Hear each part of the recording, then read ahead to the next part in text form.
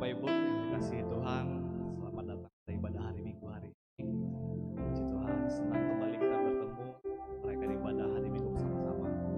Sebagai anak Tuhan, saya mengingatkan kembali agar kita duduk jaga sesuai dengan protokol kesehatan, tetap memakai masker, tetap jaga jarak dan tetap jaga kebersihan.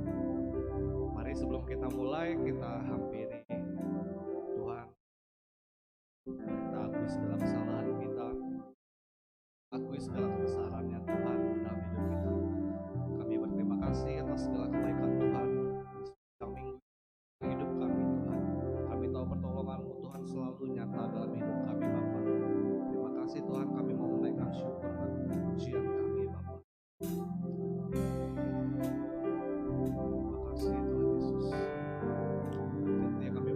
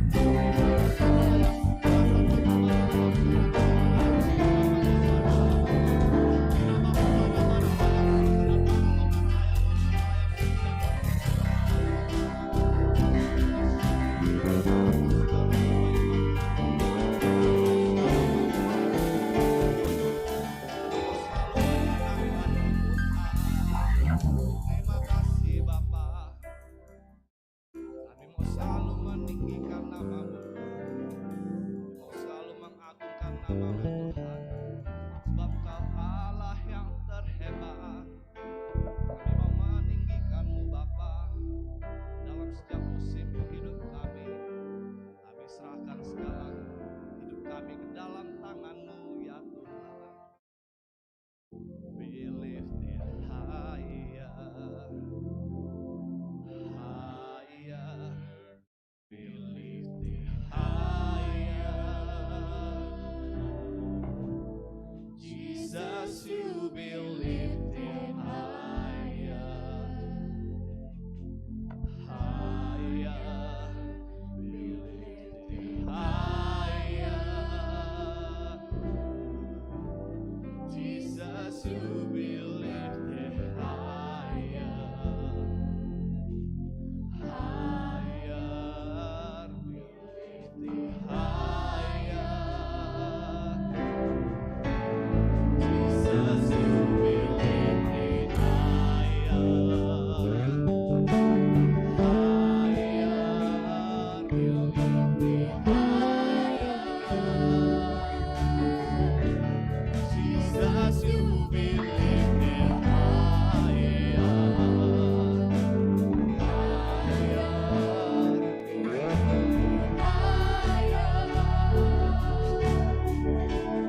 Jesus, you be lifted higher,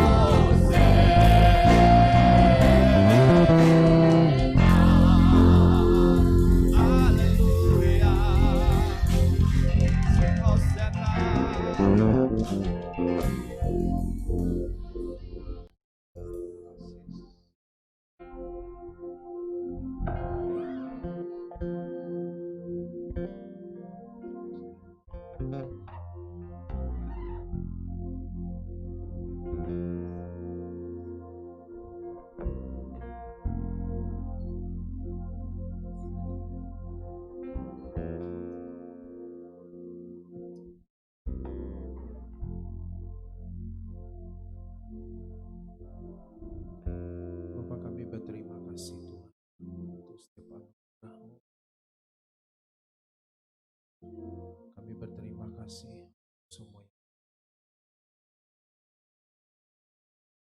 Tuhan, sampai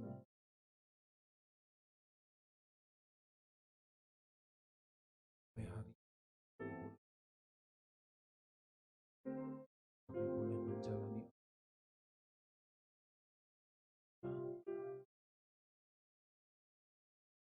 Terima kasih untuk ibadah pagi. Kami boleh kasih juga waktu.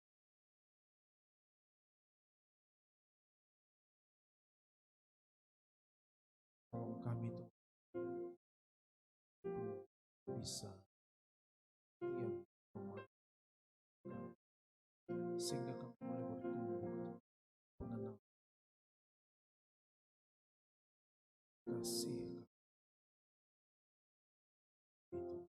Terima kasih Tuhan Yesus. Siapkan kami berbicara kepada kami dalam nama Yesus.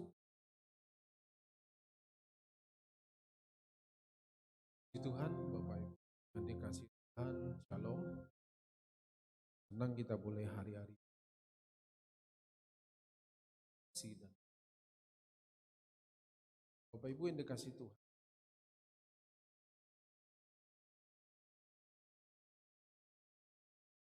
Diajar oleh Tuhan bagaimana kita ini terus bertumbuh dalam pengenalan kita akan Tuhan, bertumbuh dalam kasih kita kepada Tuhan. Karena memang satu kerinduan kita semua adalah supaya kita terus mengalami peningkatan ya.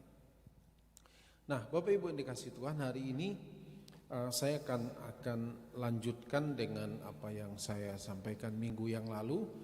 Bagaimana Paulus melatih, membimbing, membina Timotius sehingga Timotius bisa menjadi orang yang jadi gembala juga. Dalam usia muda diperkirakan waktu itu 33 tahun, kemudian Timotius sudah menjadi gembala.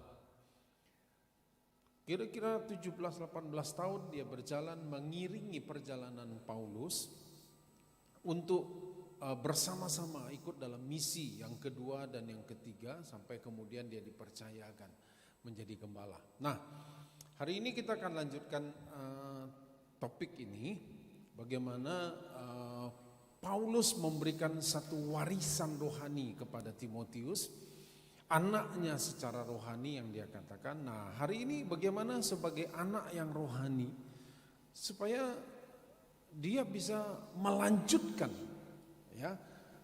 Paulus katakan ikutilah teladanku ya, sehingga yang kita harapkan bahwa Timotius juga menjadi pribadi yang kuat. Nah, saudara, seringkali orang tua sukses membangun kerajaan bisnisnya, tapi kenyataan juga membuktikan tidak semua anak bisa melanjutkan apa yang sudah dirintis, dikembangkan, diupayakan oleh orang tuanya. Tidak semua anak bisa melanjutkan. Banyak faktornya, banyak faktor. Ya, banyak faktor.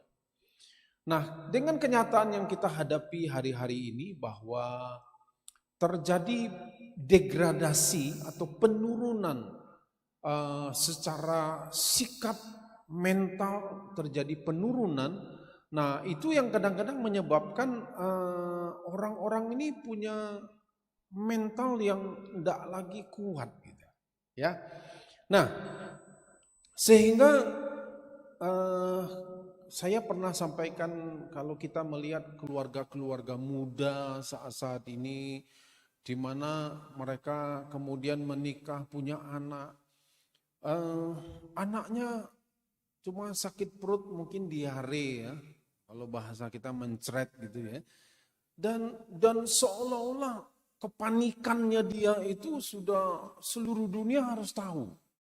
Masuk IG, masuk ke macam ke medsos, pemberitahuan, galau nih anak lagi, padahal cuma sakit perut aja. Kenapa? Kadang-kadang tidak siap gitu. mentalnya itu tidak siap. Nah, harapan kita adalah sebagai anak, kita itu mesti menjadi kuat juga. Sehingga warisan yang rohani yang orang tua kita berikan, kita bisa lanjutkan dan lebih baik lagi gitu. Ya. Nah, kita akan baca dari 2 Timotius pasal yang kedua, ayat 1 sampai yang ke-6. Kitab 2 Timotius 2 ayat 1 sampai yang ke-6.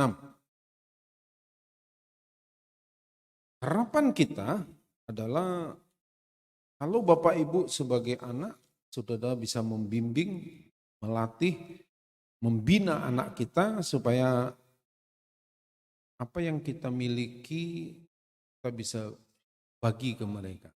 Dan kemudian mereka bisa menjadi lebih hebat daripada kita. Ya. 2 Timotius pasal yang kedua ayat 1 sampai yang ke-6. Saya akan bacakan. Sebab itu, hai anakku, jadilah kuat oleh kasih karunia dalam Kristus Yesus. Apa yang telah engkau dengar daripadaku di depan banyak saksi, percayakanlah itu kepada orang-orang yang dapat dipercayai, yang juga cakap mengajar orang lain. Ikutlah menderita sebagai seorang prajurit yang baik dari Kristus Yesus. Seorang prajurit yang sedang berjuang tidak memusingkan dirinya dengan soal-soal penghidupannya, supaya dengan demikian ia berkenan kepada komandannya. Seorang olahragawan hanya dapat memperoleh mahkota sebagai juara apabila ia bertanding menurut peraturan-peraturan olahraga. Seorang petani yang bekerja keras haruslah yang pertama menikmati hasil usahanya. Ya. Nah, saudara, sebagai anak, bahwa kita harus menjadi kuat. Supaya apa? Supaya warisan rohani yang kita terima dari bapak kita, orang tua rohani kita, kita bisa kembangkan dengan lebih baik lagi. Ya. Nah, kuat bagaimana? Kuat bukan dengan kemampuan sendiri, tapi kuat kalau kita melihat seperti apa yang Rasul Paulus katakan, harus menjadi kuat. Kuat di dalam kasih karunia Allah. Nah saudara, Anton tolong beritahu ke orang hotel mungkin musiknya. Saya takut Bapak Ibu terganggu. Ya. Nah, saudara, bahwa Paulus katakan, dia ikutilah teladanku, tentu dia sudah memberikan satu contoh bagaimana dia itu bisa menjadi kuat. Nah, saya sudah beberapa kali sampaikan, kalau kita melihat dari apa yang Paulus alami, apa yang dari Paulus lakukan, kemudian kita kan bisa mengambil satu kesimpulan bahwa orang ini dipenuhi dan mengalami kasih karunia Allah. Sehingga dia bisa jadi kuat. Jadi bagi kita, bagaimana kita bisa menjadi kuat? Kuat bukan karena kita hebat, bukan karena kita pinter, bukan karena kita cerdas, bukan karena kita lakukan ini, lakukan itu. Enggak. Tapi kuat karena kita tahu, kuat karena ada kasih karunia daripada Tuhan. Yang menyertai kehidupan kita. Nah, kasih karunia ini tidak didapat serta-merta saja. Tapi perlu diperjuangkan dari hidup kita bagaimana kita dengan Tuhan. Hubungan kita dengan Tuhan yang terjaga. Bagaimana sikap kita mengalami, meresponi setiap peristiwa yang terjadi. Bagaimana sikap kita menghadapi segala sesuatu. Termasuk mungkin pada waktu doa kita dikatakan tidak oleh Tuhan. Atau kita tahu tidak semua doa kita dijawab iya oleh Tuhan. Ada kalanya Tuhan berkata tidak. Ada kalanya dia berkata aku tidak akan lakukan. Berapa banyak orang Kristen, bahkan hamba-hamba Tuhan dalam tanda kutip bernubuat, berdoa, Donald Trump menang. sebarkan, share seluruh dunia, mari berdoa, mari berdoa. Dan ternyata Tuhan berkata tidak, yang menang Joe Biden. Oh, orang berkata nanti begini, nanti begini. Ada kalanya Tuhan berkata tidak. Dan apakah kita masih tetap setia kepada Dia? Nah, orang yang mengalami kasih karunia Tuhan adalah orang yang bisa memberikan respon, orang yang bisa menanggapi dengan baik segala sesuatu yang terjadi, termasuk pada waktu Tuhan berkata tidak untuk doa-doa kita, untuk keinginan kita. Satu kali Daud juga pernah berkata begini, Tuhan, aku kepingin membangun rumah-Mu yang besar. Karena aku punya rumah pribadi, istana aku bagus. Aku kepingin rumah-Mu Tuhan. Tapi Tuhan berkata kepada Daud, kan kamu enggak. Nanti anakmu, tapi kamu enggak. Keinginannya baik, saudaraku. Siapa yang bilang membangun rumah Tuhan enggak baik? Dan dia bilang, aku sudah sediakan. Dari hartaku sendiri, dari kepunyaanku sendiri, aku berikan untuk rumah Tuhan ini. Dan kalau dihitung saudaraku, yang Daud berikan dengan kursnya hari ini, itu triliun yang dia berikan. Emas, perak, tembaga, belum lagi dari barang-barang kepunyaannya pribadi. Tapi Tuhan bilang sama Daud, "Tak." Sikap Daud bagaimana? Bilang, terima kasih Tuhan. Kalau engkau berkata tidak, engkau izinkan ini. Nah, ini sikap beginilah saudaraku, orang yang penuh dengan kasih karunia. Jadi kasih karunia itu lebih besar, ya, lebih besar daripada kalau saya mencatat, kasih karunia itu lebih besar daripada kekuatanmu. Kasih karunia itu lebih besar daripada kata-kata bijaksana dari orang-orang yang hebat. Kasih karunia itu lebih besar daripada yang lain. Kasih karunia Tuhan. Nah saudara, untuk itulah Paulus dia katakan kepada Timotius, engkau jadi kuat. Kuat apa? Karena kasih karunia. Nah kita tahu apa yang dialami oleh Paulus. Dia karena memberitakan Injil. Dia dipenjara. Disiksa. Pernah dia mengalami karam kapal. Dia sudah berdoa padahal jelas Roh Kudus katakan engkau pergi ke sana. Tuhan bilang pergi ke daerah itu. Ternyata kapalnya karam. Kenapa? Karena kapten kapal bilang kita harus berangkat.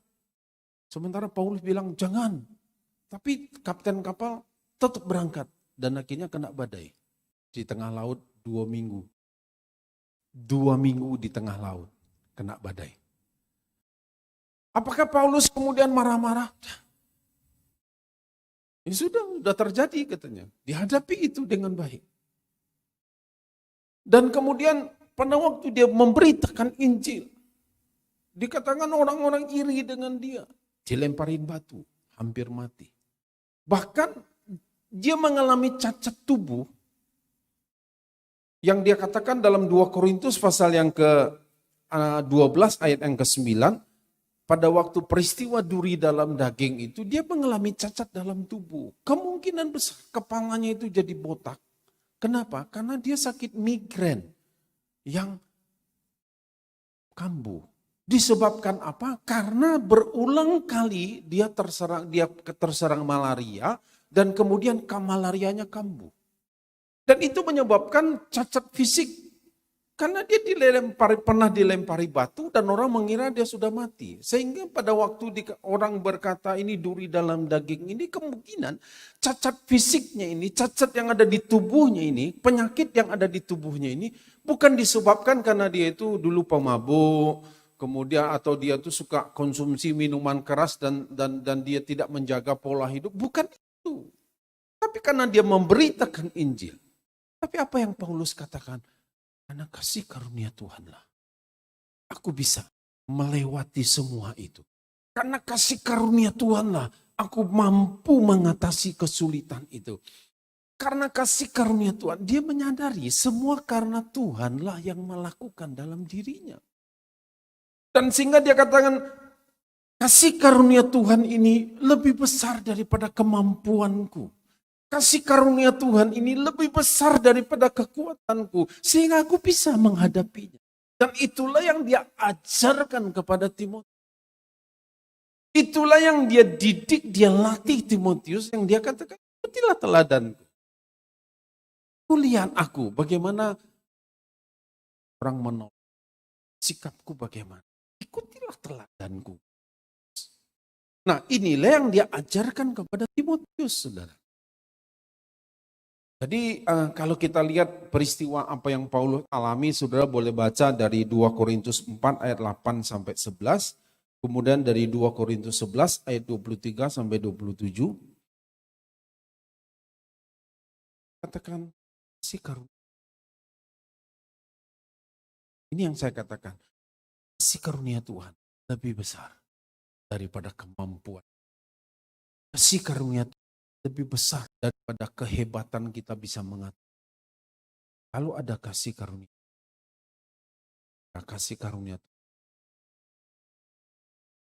bukan kita. Nah, saudara, ciri-ciri orang yang kuat, nah, kita kembali kepada ayat yang kedua. Apa yang telah engkau dengar daripadaku di depan banyak saksi, percayakanlah itu kepada orang-orang yang dapat dipercayai, yang juga cakap mengajar orang lain. Paulus katakan kepada Timotius, aku sudah ngajar kepada kamu, aku sudah mendidik kamu, aku sudah membimbing kamu, aku sudah membina kamu. Sekarang kamu dari apa yang kamu terima, apa yang kamu sudah dapatkan, ajarkan itu kepada orang lain. Ini pola yang sebenarnya. Apa yang Bapak Ibu dapat, jangan simpan sendiri. Tapi ajarkan kepada anak-anak kita. Ajarkan kepada mereka. Beritahu mereka. Jangan simpan sendiri. Tapi dikatakan juga percayakan kepada orang-orang yang dapat dipercaya. Untuk itu, saudaraku, ciri daripada orang yang kuat adalah orang yang bisa menolong orang lain. Ciri daripada orang yang kuat adalah orang yang bisa membantu orang lain. Orang yang bisa membimbing orang lain, itu ciri orang kuat. Jadi kalau saudara tidak bisa menolong orang lain, tidak bisa membimbing orang lain, saudara belum kuat. Bagaimana mungkin kita mau tolong orang lain, orang kita tidak kuat?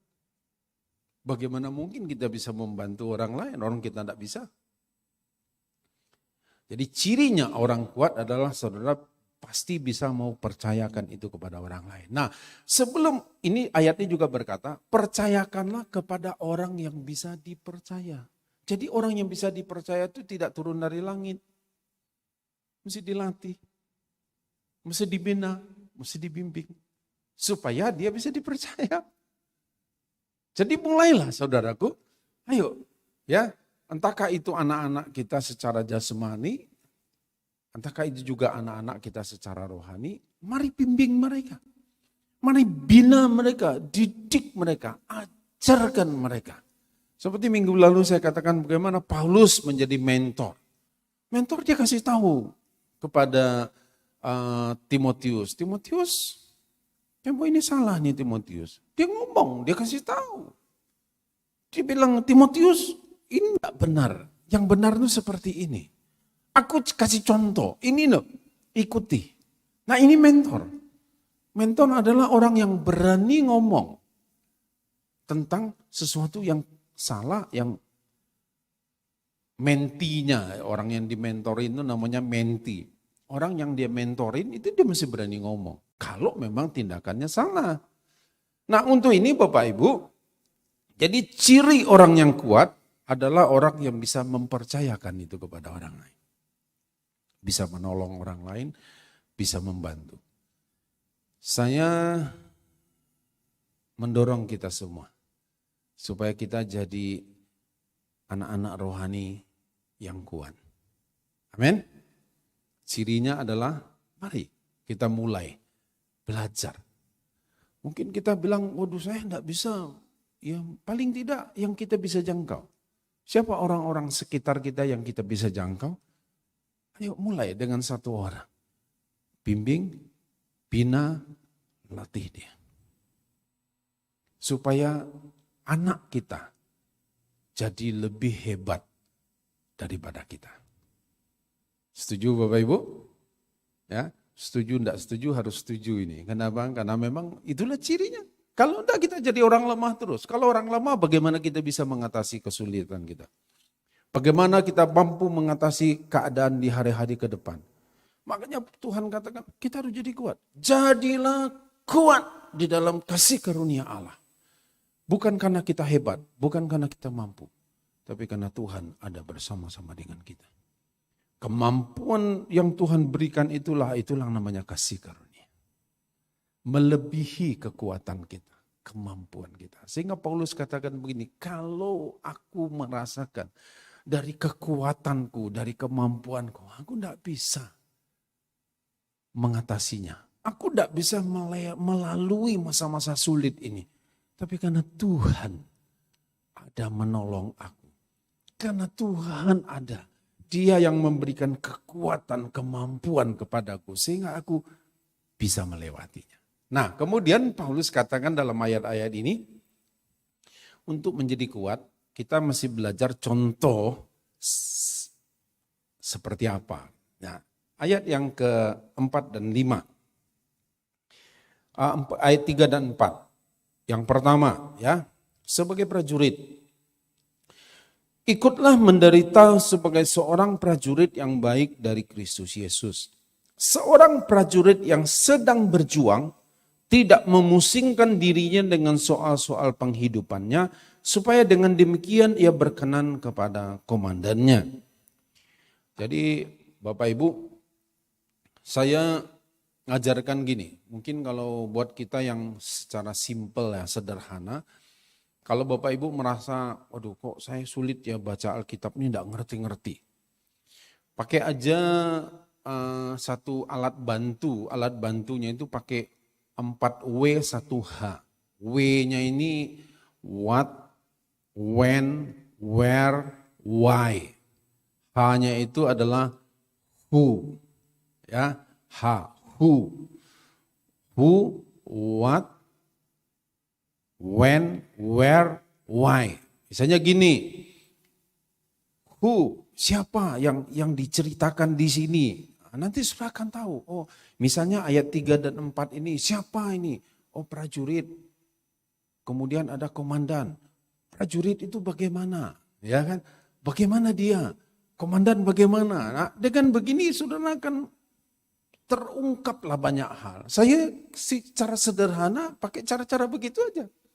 Siapa yang tertulis di sini? Oh ini. Bagaimana seorang prajurit? Oh seorang prajurit harus begini. Oh seorang komandan begini. Oh rupanya tersambunglah dia di sini. Ya. Nah, sebagai seorang prajurit dikatakan dia harus prajurit yang menyenangkan hati komandannya. Orang yang mesti taat dengan komandan, taat dengan otoritas yang di atasnya. Saudara kita tahu seorang prajurit, dia memang dilatih punya jiwa korsa. Korsa itu korps kesatuan. Dia rasa teman-teman apalagi satu angkatan dengan dia, dan kemudian di satu kesatuannya dia, kalau dia marinir, dia punya, jangan ganggu korpsnya dia. Kalau ada kesatuan yang lain mengganggu dia, satu kompi ini, satu kesatuannya akan pergi nyerang. Ini terjadi kan beberapa kasus di Indonesia dan di negara-negara lain. Jangan ganggu korps kami.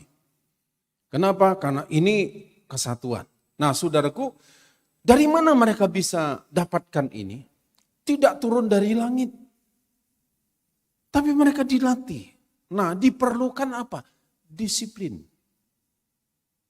Jadi seorang prajurit diperlukan apa? Disiplin. Kalau komandannya bilang berangkat, dia tidak bilang, Pak cuci baju dulu komandan. Nah, dia akan berangkat. Belum makan, komandannya suruh pergi, dia akan pergi. Berdiri di sana 1 jam, dia kan berdiri. Kenapa? Karena dia disiplin, dia belajar disiplin untuk apa? Taat dengan komandannya. Taat dengan otoritas yang di atasnya. Nah, untuk itulah Bapak Ibu, yang pertama supaya Paulus katakan supaya engkau kuat, engkau mesti belajar. Dari siapa? Dari seorang prajurit yang belajar disiplin. Bagaimana dengan jam-jam doa kita? Jam-jam baca Alkitab kita. Jam-jam kalau kita baca namanya saat teduh kita. Masih sampai sekarang masih ada enggak jam-jam itu kita disiplin? Ada Pak, seminggu sekali, itu pun hari Minggu, jam 9, jam 10 sampai jam 11. Lah bagaimana dengan hari-hari yang lain? Itu kan jam ibadah.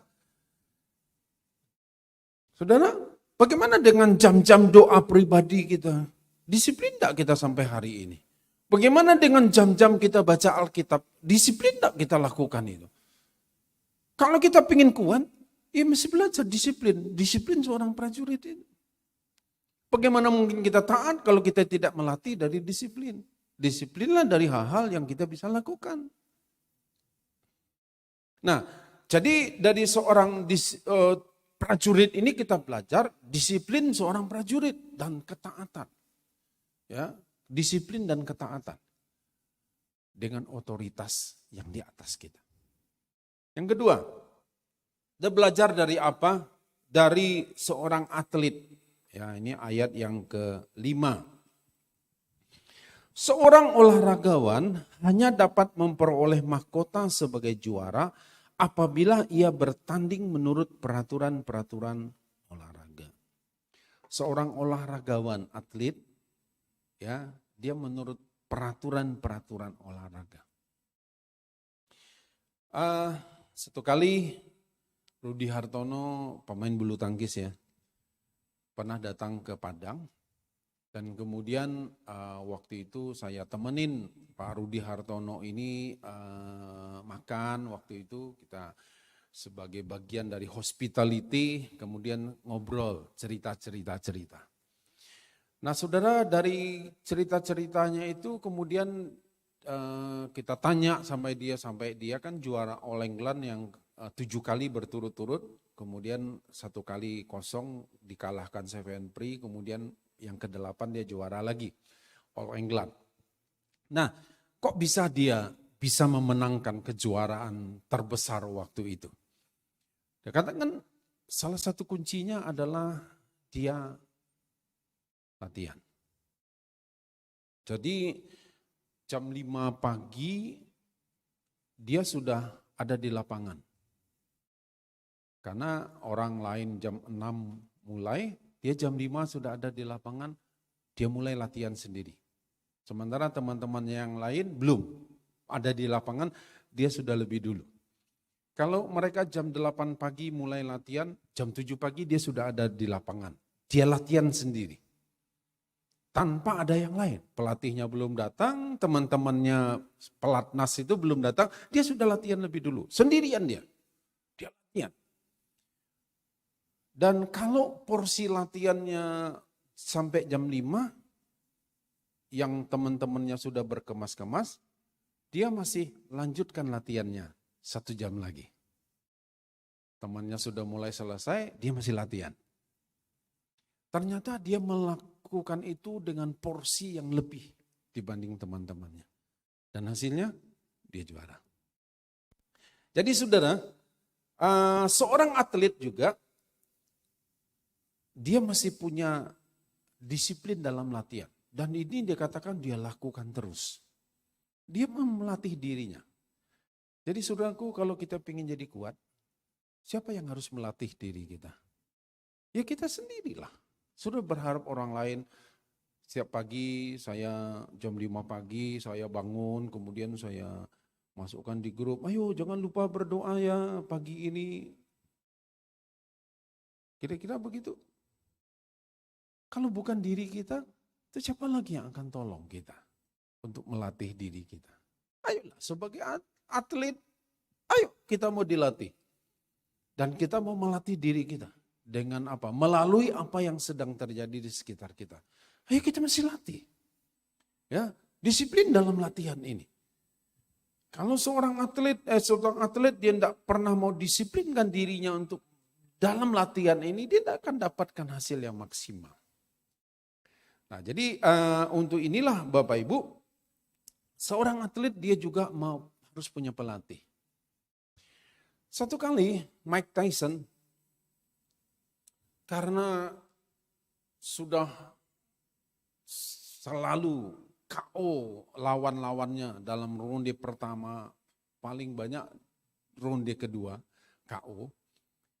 Satu kali dia dikalahkan oleh lawannya.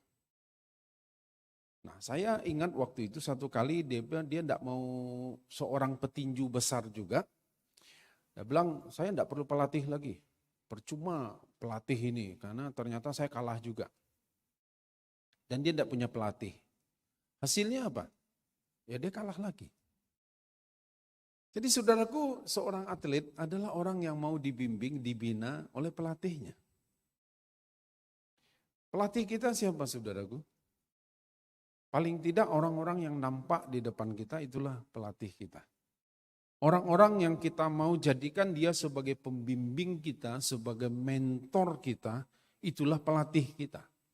Nah, sebagai pelatih, saudaraku, dan orang yang dilatih, jangan nanti pelatihnya bilang lari 3 kali keliling lapangan ini. Enggak Pak, 2 kali aja. Ya enggak bisa. Push up 50 kali. 40 kali aja Pak hari ini. Enggak bisa. 50 ya 50. Mau dibimbing, mau diadakan. Disuruh apa? Ya kerjakan. Kemudian yang ketiga, petani. Jadi supaya kuat, kita mesti berperilaku seperti prajurit yang taat dengan komandan, punya disiplin tinggi, juga dan sebagai atlet juga yang mau dibimbing, dibina, dilatih oleh pelatihnya. Yang ketiga, sebagai petani. Petani dikatakan ayat yang ke-6, seorang petani yang bekerja keras haruslah yang pertama menikmati hasil usahanya. Jadi sekali lagi Bapak Ibu pakai aja tadi 1H 4W ya, baca aja. Nanti saya percaya Roh Kudus akan menolong kita, memberikan terungkap ada banyak rahasia-rahasia yang di dalam Alkitab ini. Nah, seorang petani dikatakan haruslah yang pertama menikmati hasilnya. Petani yang bagaimana yang menikmati hasilnya? Yang bekerja keras. Saudaraku, kita memang perlu kasih karunia dan kita harus punya kasih karunia. Karena kita punya kasih karunia, ya sudahlah duduk-duduk aja. Harapkanlah kasih karunia dari Tuhan. Tidak bisa Bapak Ibu. Ada bagian yang kita mesti kerjakan. Karena ayat ini juga berkata begitu, petani yang bekerja keras. Kalau saudara tidak punya upaya, tidak mau kerja keras, dia yang kerja keraslah yang harus menikmati hasilnya. Nah saudara, yang kerja keras. Jadi petani itu adalah petani yang mau bekerja keras. Petani ini mesti rajin. Rajin bersihin rumput, ya kan, hama-hama yang akan mengganggu tanamannya mesti dibersihkan. Rajin dia merawat, rajin. Kemudian dia mesti kerja keras. Pagi-pagi dia mesti sudah berangkat kalau petaninya itu adalah yang mengerjakan sawah, dia pagi-pagi dia mesti ke sawah. Bersihin, nanti setelah tumbuh benihnya, kemudian sudah tumbuh mulai nampak padinya, mulai meninggi pohonnya, dan pasti akan ada rumput-rumput atau lalang yang akan tumbuh juga yang dia harus bersihkan. Dan dia mesti tahu bedain mana yang rumput, mana yang padi, dia bersihin, yang mana yang enggak akan mengganggu pertumbuhannya. Jadi Bapak Ibu kadang-kadang sebagai mentor buat Bapak Ibu, kami yang dipercayakan sebagai gembala, kadang-kadang kan kami bisa melihat, itu memang karunia khusus dari Tuhan. Ada yang akan mengganggu pertumbuhan Bapak Ibu, ya kami ngomong. Ya, jadi kalau kami ngomong jangan cepat-cepat marah. Nah, kenapa? Karena itulah bagian daripada hikmat yang Tuhan berikan kepada seorang pemimpin. Kenapa orang tua kadang-kadang seringkali dia punya feelingnya. Kalau dijelaskan alasannya apa, dia sulit menjelaskan. Tapi hatinya itu bilang enggak. Alasannya apa? Ya tidak selalu ada alasan. Tapi hati itu bilang tidak. Enggak setuju, enggak. Kenapa? Ya enggak tahu, pokoknya enggak setuju gitu. Nah itu kenapa kadang-kadang enggak selalu ada alasan yang bisa diuraikan dengan jelas-jelas. Tapi setelah melewati sekian waktu kemudian, oh iya ya ternyata baik ya. Memang enggak setuju itu karena ada hasilnya. Ya. Nah jadi seorang petani dia mesti rajin, kerja keras dan juga mesti sabar. Ya kan? Pohon mangga berapa tahun dia akan berbuah? Biasanya 4-5 tahun. Setelah tanam, 4-5 tahun kemudian dia akan berbuah. Setelah sudah tanam, kemudian 3 tahun kemudian sudah tahun kedua dia sudah mulai besar. Tunggu, kok enggak ada buahnya? Tetangga saya sudah berbuah pohonnya. Kok ini enggak tunggu setahun lagi? Kalau tahun depan enggak berbuah saya tebang. Tunggu aja tahun depan, tebang aja dia tetap enggak akan berbuah. Kenapa? Karena belum waktunya. Dia mesti sabar tunggu. Ada waktunya. Ya, saya kan pernah cerita. Jadi dulu Bu Esther beli pohon mangga. Ya, pendek sudah segini. Mahal. Kenapa? Karena sudah ada buahnya. Segini saudaraku, ada buahnya. Dibelilah. Tanam di rumah. Nikmati buah pertama, iya dinikmati buahnya. Dinikmati. Karena kan nanti di pohon segini ya yang, ya segini. Udah ada buahnya 2. Dinikmati buahnya. Tahun depan keluar buah enggak? Enggak. Tahun berikutnya masih keluar buah enggak? Enggak. Kadang-kadang kan kita suka ngancam-ngancam saudaraku. Nanti kalau tahun depan aku tebang ya. Nanti buah mangga itu asam saudara. Kenapa? Karena dia hidup dengan ancaman. Tapi kalau saudara sayang-sayang buah itu, rawat dia dengan baik pohon itu, saya percaya buahnya pasti manis. Kalau bijinya juga manis benihnya. Tapi seringkali kan kita suka ngancam-ngancam ya. Nanti kalau tahun depan, sudah lihat aja kalau sudah anak sudah ancam, kalau kamu enggak ini, kalau kamu enggak ini, nanti anak ini jadi pemberontak. Kenapa? Karena dia suka diancam-ancam. Tapi kalau disayang, dididik, dibina dengan baik, hasilnya pasti akan baik. Ya, jadi seorang petani itu mesti sabar, tunggu waktu yang tepat. Jadi kalau belum waktunya, enggak. Nah, kenapa kok bisa beli buah pendek pohon mangganya sudah berbuah? Ternyata saya bilang enggak ditipu sih, tapi cerdiknya tukang penjual itu. Tiap hari dia semprot dengan pupuk penghasil buah. Semprot. Buah dia berbuah. Giliran di rumah kita kan enggak disemprot lagi dengan pupuk perangsang untuk tumbuh buah itu. Ya berjalanlah dia kan normal. Tapi kan giliran sudah waktunya dia kan berbuah kan. Berbuah dia. Sekarang dia kan sudah berbuah. Kenapa? Karena sudah waktunya berbuah. Jadi seorang petani mesti sabar. Kadang-kadang kan kita suka main instan aja, main jalan pintas saja, main cepat aja.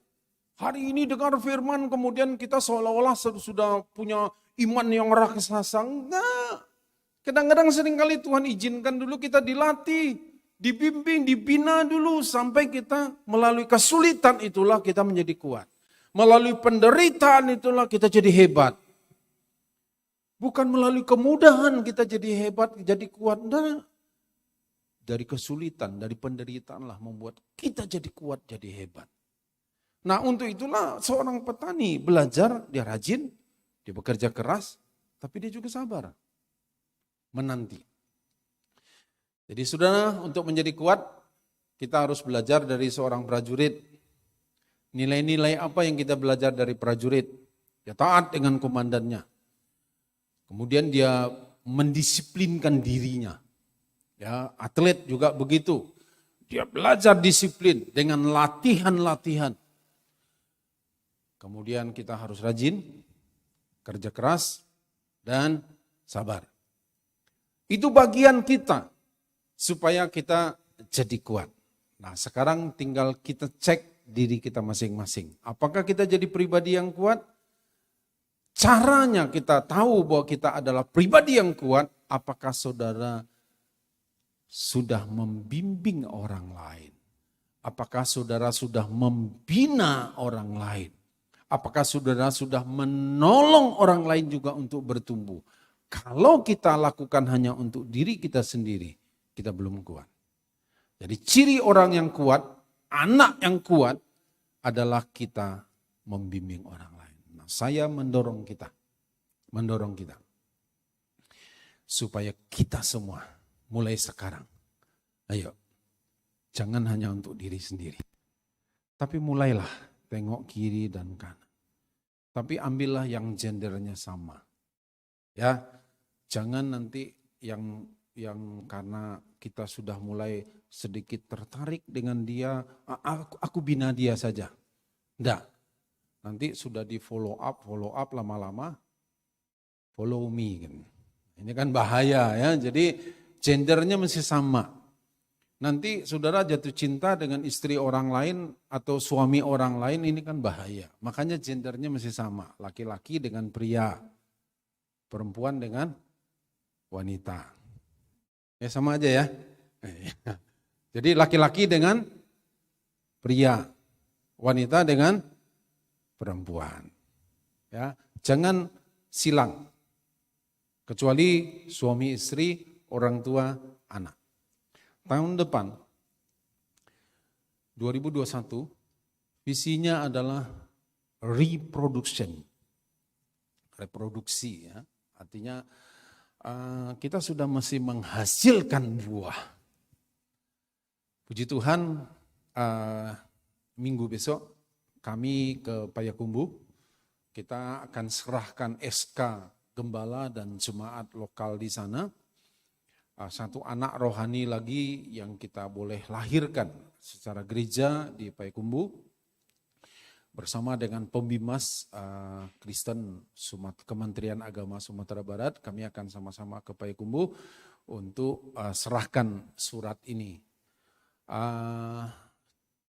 Praktis dari secara gereja, Padang sudah punya 4 anak. Ada 2 di Mentawai, 1 Bukit Tinggi dan 1 Payakumbuh. Doa kita tahun depan, ya tahun depan. Karena melahirkan gereja tidak semudah melahirkan yang lain-lain, ya. Tapi kita berdoa tahun depan, ya tahun depan kita punya anak lagi secara gereja. Amin, amin. Doa kita bersama. Kemudian satu lagi, ya sebelum kita akhiri. Saudara, satu kali antara saya enggak tahu jamnya jam berapa, tapi pagi sekali. Tiba-tiba saya dengarkan satu suara, bangun rumah Tuhan. Saya kaget saudara, saya kaget lah, namanya kalau orang Padang bilang kepompongan. Kalau orang sini bilang apa? Kaget bangun tidur itulah. Kaget kan, enggak tahu, enggak ngeh untuk lihat jam. Tapi pagi itu saya dengar, lagi tidur saudaraku, tiba-tiba saya dengar suara itu, bangun rumah Tuhan. Bilang, bangun rumah Tuhan. Gimana ini bangun rumah Tuhan di Sumatera Barat ini kan tidak semudah itu ya. Bangun rumah Tuhan. Bilang, iya Tuhan. Jadi ya sudah saya bangun rumah Tuhan. Itu aja bangun rumah Tuhan. Nah saudara, mari saya mendorong kita semua sebagai umat Tuhan. Caranya bagaimana? Ya kita berdoa sama-sama. Karena petunjuknya baru bangun rumah Tuhan. Seperti apa? Ayo kita nggak tahu, tapi kita bangun rumah Tuhan. Nah saudara, tentu punya kita sama-sama. Disiplin kita berdoa, Tuhan kami mau bangun rumah-Mu Tuhan. Nanti Tuhan akan kasih hikmat kepada kita semua. Oh lakukan ini. Tapi paling tidak kita sudah memulai dari tahun yang lalu. Apa itu? Kita sudah menyicil ya dengan apa? Kita punya tabungan. khusus untuk membangun rumah Tuhan. Nah, kita tahu memang biayanya besar, tapi paling tidak kita berani memulai melangkah dengan iman. Ya, saya mendorong kita semua. Ada beberapa orang yang sudah langsung masuk ke rekening, kasih rekening pembangunan kita kan punya, ya. BCA 032 777-nya 5 kali, 11 di belakang. Kalau rekening umum 032 777 6 kali, 1 di belakang, ya. Nah, kenapa saya percaya saudaraku setiap langkah kita mau reproduction ini melahirkan, ya. Kalau secara gereja di kota-kota lain sudah ada, ayo di Kota Padang. Caranya bagaimana Tuhan akan tuntun kita. Tapi paling tidak kita berani memulai, ya, supaya kita harapkan kita punya rumah untuk Tuhan yang permanen. Ya, ini doa kita bersama. Kiranya Tuhan boleh memberkati kita semua. Mari kita berdoa. Kami berterima kasih Tuhan untuk hari ini. Kami boleh diberi satu pencerahan Tuhan. Sebagai anak kami harus kuat. Kuat bukan karena kemampuan kami, tapi kuat karena kasih karunia Tuhan ada bersama dengan kami. Dan hari ini Tuhan hamba berdoa. Kiranya kekuatan sebagai seorang anak. Nah, kalau bapak-bapak rohani kami sudah membangun rumah-Mu Tuhan, rumah Tuhan. Kami percaya kasih karunia Tuhan juga menyertai kami sebagai anak-Nya Tuhan. Untuk membangun rumah-Mu Tuhan. Dan biarlah juga kami membangun diri kami Tuhan. Ciri kami sebagai orang yang kuat. Kami juga akan membina, mendidik, melatih orang lain. Supaya mereka juga jadi kuat. Dan kami akan dorong anak-anak kami yang kuat itu. Melatih orang lain lagi. Supaya mereka juga bisa menjadikan orang itu jadi kuat. Bapak terima kasih dari tempat ini hamba berdoa Tuhan. Engkau tolong kami Tuhan. Mampukan kami Tuhan. Supaya kami boleh melakukan apa yang menjadi kehendak-Mu bagi kami. Bapak terima kasih, terpujilah nama-Mu Tuhan. Dalam nama Yesus kami berdoa dan mengucap syukur. Amin. Kiranya Tuhan boleh memberkati kita semua. Bapak Ibu, sebelum saya serahkan, saya mendorong untuk Bapak Ibu sebagai satu benih langkah iman kita. Kami komitmen setiap bulan kami akan berikan persembahan ini untuk apa? Untuk membangun rumah Tuhan. Seberapa yang kami bisa berikan, kami akan berikan untuk rumah Tuhan. Bagian kita, mari kita lakukan. Nanti bagian Tuhan, dengan kasih karunia Tuhan, dengan caranya Tuhan, kekuatan kita akan dilebihkan. Karena apa? Karena kasih karunia Tuhan itu. Ya, kiranya Tuhan boleh memberkati kita semua. Seberapa yang kita bisa lakukan, kita akan lakukan untuk Tuhan bersama-sama. Tuhan memberkati kita.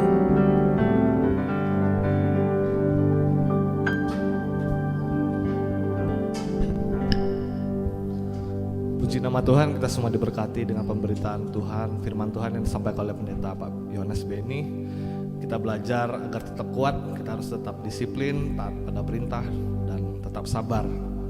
Mari sebelum menyaksikan, mari kita bersama-sama menyaksikan pastor message dari Gembala senior kita Pak Timotius Arifin.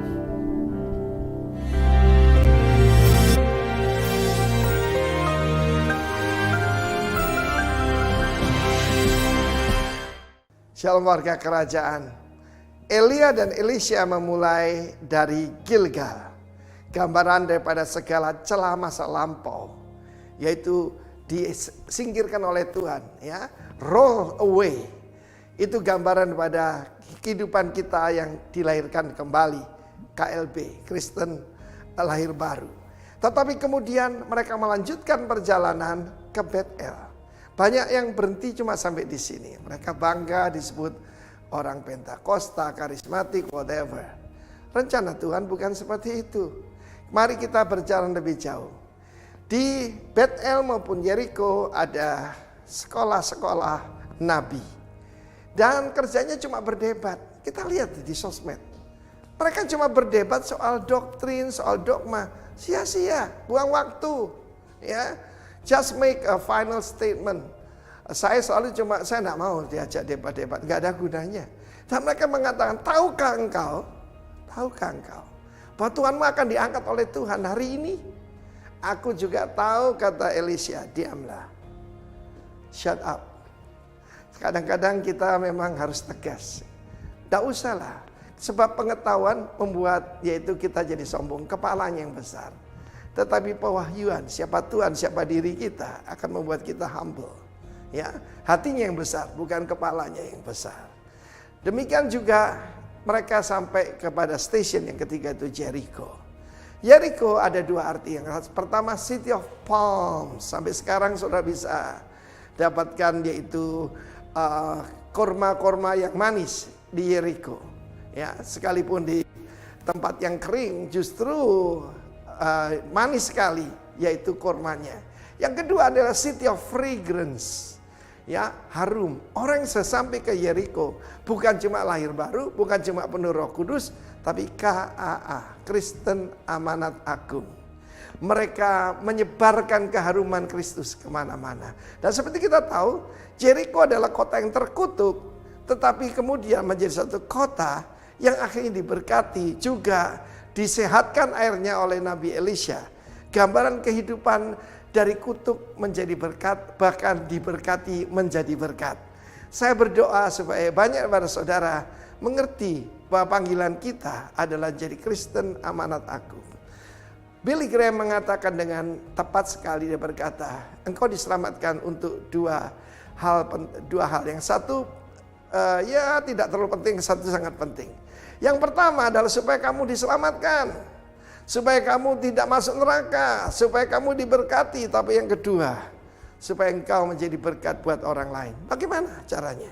Yaitu menjadi diri kita, menjadi Kristen Amanat Agung. Ada dua perintah Tuhan yang utama. Yang pertama, the greatest commandment. Baru the greatest commission. Great commandment adalah mengasihi sesama. Ya, sama seperti Kristus telah mengasihi kita. Yohanes 13. Dan kemudian kita melihat juga the Great Commission, Matius 28, Markus 16, yaitu mengabarkan Injil. Jadi pertama-tama itu harus penuh dengan kasih. Korma itu tegak lurus. Orang yang menerima Kristus, menerima Roh Kudus, itu roh kebenaran, pasti lurus. Tidak mungkin bengkok, saudara, ya. Dan buahnya itu ada di kepalanya, saudaraku, ya. Hidupnya itu penuh dengan buah yang manis, yang mempermuliakan nama Tuhan. Karena Tuhan tidak panggil kita to be successful, Tuhan panggil kita to be fruitful. Be fruitful. Jadilah KAA, Kristen Amanat Agung. God bless you, warga kerajaan. Amin.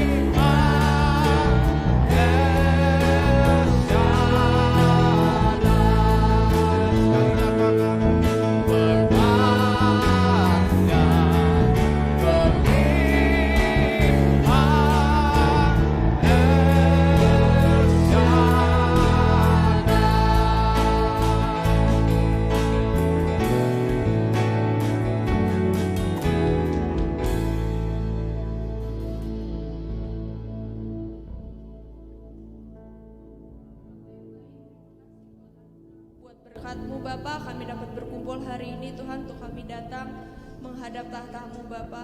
Tuhan, terima kasih Tuhan buat keadaan kami yang baik Tuhan, buat kami tahu untuk Kau Bapa yang selalu baik sama kami Tuhan, Kau Bapa yang selalu mengasihi kami Tuhan. Tuhan, dari firman-Mu Tuhan kami belajar untuk kami menjadi disiplin Tuhan, untuk kami jadi anak-anak-Mu yang punya integritas Tuhan. Terima kasih Bapa, terima kasih Tuhan Yesus, Engkau berkati setiap kami yang hadir di sini Tuhan, setiap keluarga besar kami Tuhan. Engkau yang tahu isi hati kami masing-masing Bapa. Terima kasih Bapa, terima kasih Tuhan. Kami juga berdoa khususnya buat negara kami ini Tuhan. Biar Tuhan ada damai atas Indonesia Tuhan. Meskipun Tuhan akhir-akhir ini Tuhan yang kami lihat Tuhan, mungkin Tuhan makin hari Tuhan COVID Indonesia makin bertambah Tuhan. Tapi kami percaya Tuhan akan ada corona revival atas negara kami ini Tuhan. Biar Tuhan Kau buat mata kami melihat seperti mata-Mu melihat Tuhan. Untuk kami melihat sesuatu yang besar yang Kau akan kerjakan atas negara kami Tuhan. Berkati pemerintahan negara kami Tuhan, Kau berkati Pak Jokowi Tuhan, biar Tuhan Kau turunkan hikmat-hikmat yang daripada-Mu Tuhan. Kami juga berdoa Tuhan bahkan buat provinsi kami Sumatera Barat Tuhan, kalau sebentar lagi Tuhan akan ada pemilihan gubernur Tuhan, biar Tuhan yang terpilih yang terbaik yang daripada-Mu Tuhan. Kami percaya Tuhan Kau Tuhan yang pegang kontrol atas bangsa negara kami Bapa. Berkati juga untuk kota Padang ini Tuhan, pemerintahan kota kami ini Bapa. Tuhan kami juga gak lupa Tuhan untuk kami berdoa Tuhan untuk Yerusalem yang Sumatera Barat Mentawai Tuhan. Tuhan biar Tuhan ada kebangkitan atas Mentawai Tuhan. Terima kasih Tuhan, terima kasih Bapa. Kami juga berdoa khususnya Tuhan buat pendeta kami di tempat ini Tuhan, Bapak Yohanes Beni dan keluarga Tuhan, anak-anaknya Tuhan, Kau berkati Tuhan. Biar Tuhan apapun yang hamba-Mu ini perbuat, Kau yang buat berhasil dan beruntung Tuhan. Biar Tuhan kami juga bisa menjadi jemaat yang teguh Tuhan, untuk kami bisa menjadi terang dimanapun kami berada Tuhan, baik di kerjaan kami, baik di sekolah kami Tuhan. Terima kasih Bapak, terima kasih Tuhan. Kami juga berdoa untuk gembala sidang kami Tuhan, Bapak Timotius Arifin Tuhan. Terima kasih Tuhan, biar Engkau yang pakai hamba-Mu ini dengan lebih luar biasa lagi Bapak. Terima kasih Tuhan Yesus. Kalau sebentar kami juga akan memberikan persembahan Tuhan, Kau berkati tangan-tangan yang memberi Tuhan, yang beri perpuluhan Tuhan, Kau berikan berkali-kali lipat ganda Bapak. Biar Tuhan kami bawa persembahan kami yang terbaik kepada-Mu Bapak. Terima kasih Tuhan, kalau sebentar kami akan pulang ke rumah kami masing-masing, kami rindu menerima berkat melalui hamba-Mu. Mari Bapak Ibu kita mengangkat tangan kita, mengarahkan hati kepada Tuhan yang akan memberkati kehidupan kita. Saudara dikasihi oleh Tuhan, pulang dan terimalah berkat kasih karunia yang berlimpah-limpah dari Allah Bapa, kasih, damai, dan sukacita dari Yesus Kristus anaknya, dan persekutuan dengan Allah Roh Kudus yang menyertai kehidupan mulai dari saat ini dan bahkan sampai selama-lamanya. Yang percaya dan diberkati bersama-sama katakan amin. Selamat hari Minggu. Kiranya Tuhan memberkati kehidupan kita semua. Shalom.